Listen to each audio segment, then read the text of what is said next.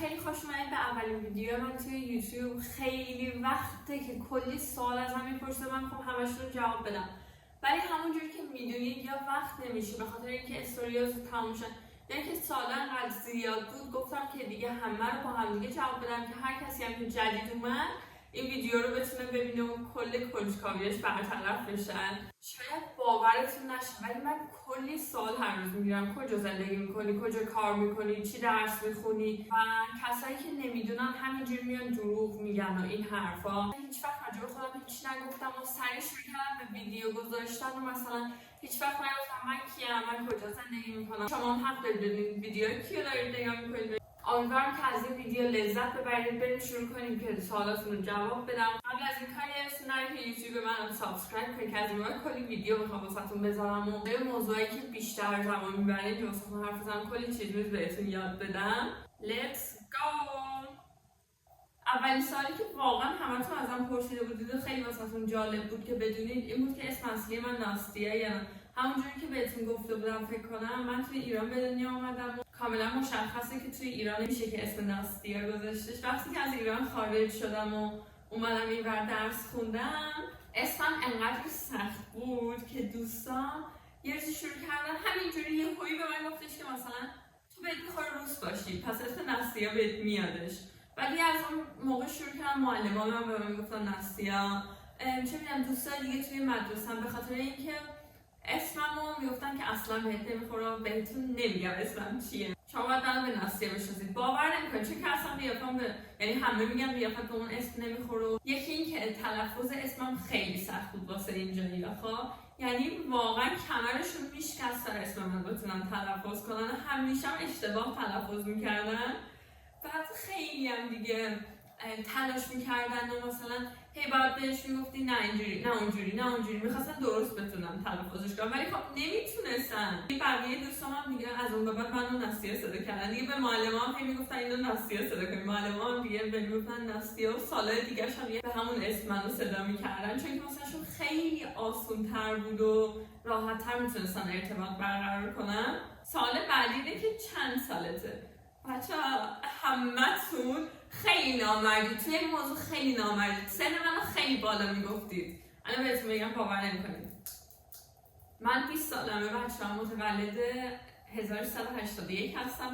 تاریخ تولدم من گیج میشم به فارسی، یا 6 9 که 9 نمیشه فکر کنم، شهریور 9 نه شهریور 6 9 6 شهریورم نه 9 6 1381 هم به اینجا میشه 31 8 2002. کجا زندگی میکنی؟ این سوال دیگه واقعا همتون میخواستید بدونید.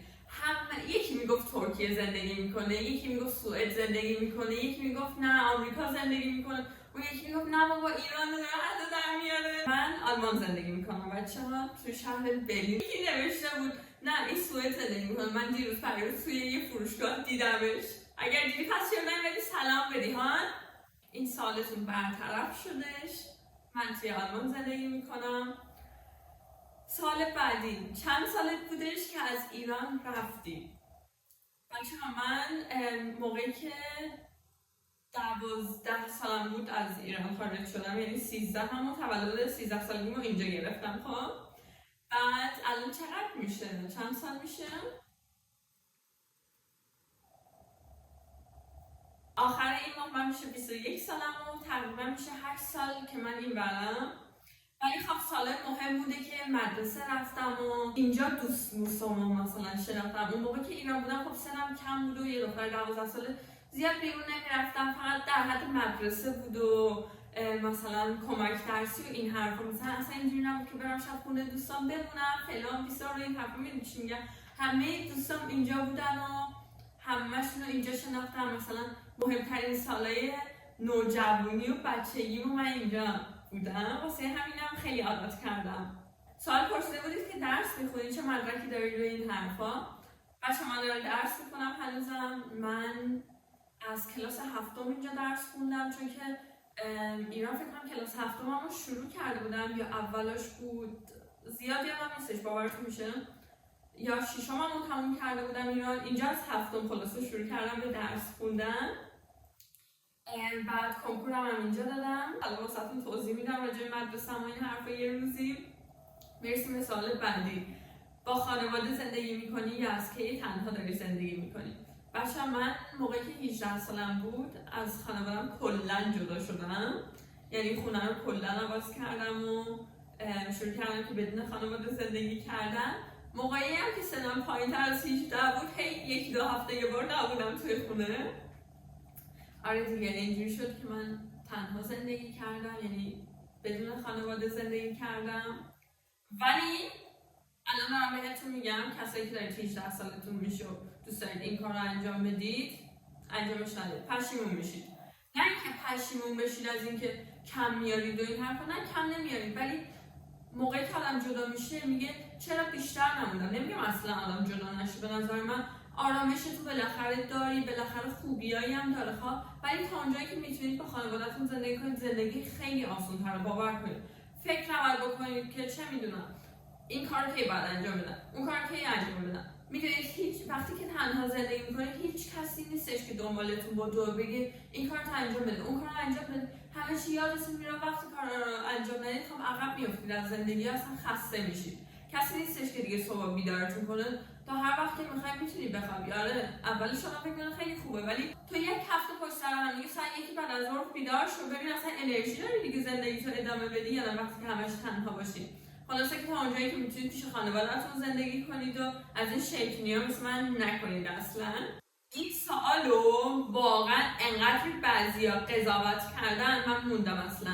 تتوی روی دست من، یکی میگفت دوست پسرش رو ولش کرده، یکی میگفت شوهرش بوده ولش کرده، یکی میگفت نامزدش بوده الان دیگه نامزد نکردن نامزدش رو به هم زدن، اون یکی میگفت نه عاشق نمیدونم فلانی شده این کار کرده. بچه‌ها یک نفرتون هم درست نگفتش. من داداش کوچیک دارم و اسم داداش کوچیکمو تتو کردم روی دستم. حالا بماند که روزی که من اینو تتو کردم مسموم شده بودم، از بس که الکل خورده بودم. جوون بودم دیگه، چیکار کنم، جوون بودم، سنم پایین بود، البته بالای 18 سال بودم. یادمه که با خواهر دوستم ببینید چشمتون روز بعد نمیدیم، ما همه چی رو قرقاتی خوردیم.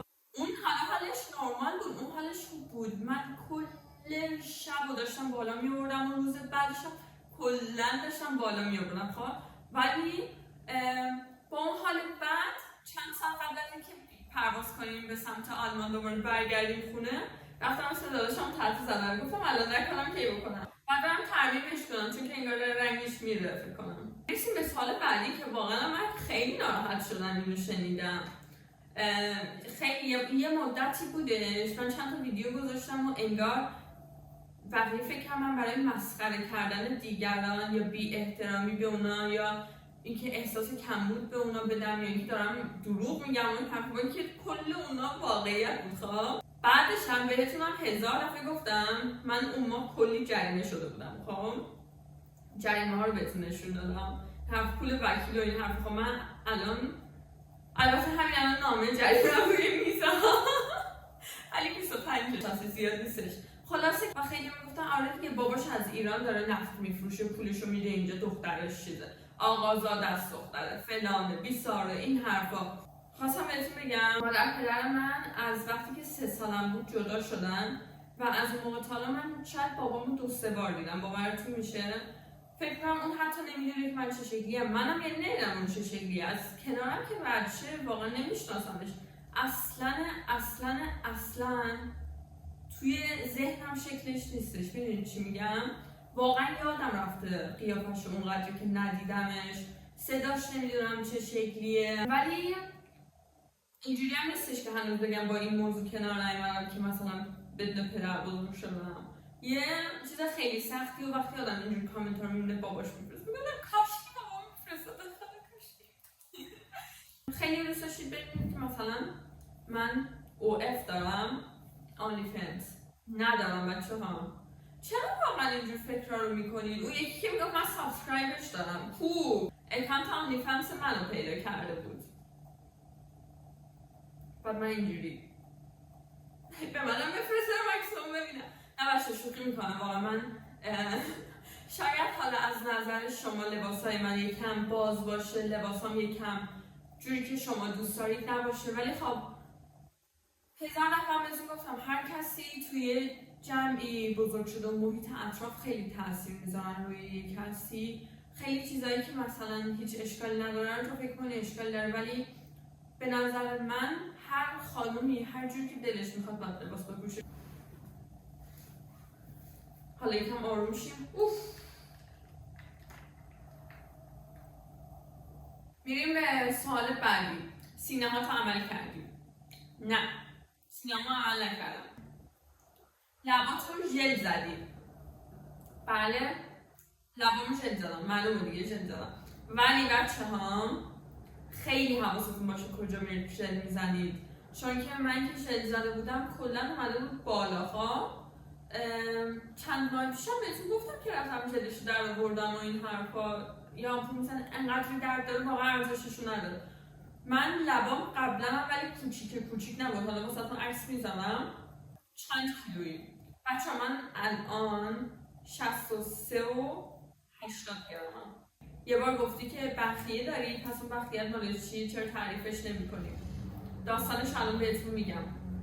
من موقعی که خیلی کوچیک بودم 6-7 سالم بودش، مامانم ماشین جدید گرفته بود، بعد میخواست بره بیرون. من همیشه انقدر مثلا تو خونه مونده بودم، مثلا مامانم اکثرا بیرون کار میکرد و این حرفا، من اکثرا پیش خاله هام بودم، پیش مامان بزرگم بودم، همیشه این ور اون ور بودم. خب حتی به خاله هام هم میگفتم مامان اون موقع ها.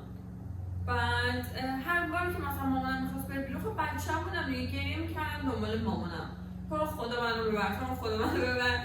نه همیشه مامانم عصبانی میشد و میگفت واسه من بد شانسی میاری. میگفت هر بار گریه میکنی من تصادف میکنم. از بچگی من هر چی میشد همه مینداختن تقصیر من. مادر من یه تیکه رو خلاف رفتش، میخواستش که فکر کنم بنزین بزنه ماشینشو، شاخ به شاخ میشه با این ماشین دیگه. منم که همیشه میچسبیدم پشت به پنجره، آهن کمربند میره اینجا توی کله من. حالا بهتون بعدا نشون میدم. آره دیگه اینجوری. حالا خدا رو شکر دستم اینا چیزی نشد و فقط سرم شکست. چندشترین خاطرات.